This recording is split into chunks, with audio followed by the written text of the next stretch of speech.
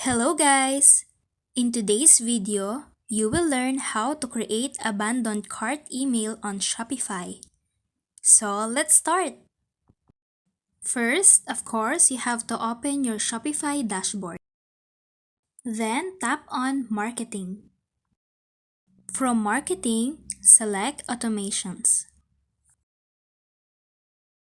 And then you'll see right here the marketing automations. At the top right corner, tap on Create. It will then open up automation options for you.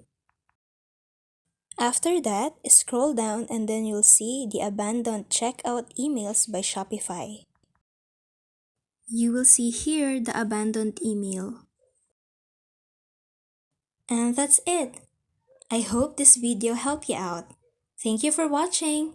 Don't forget to like and subscribe. Bye!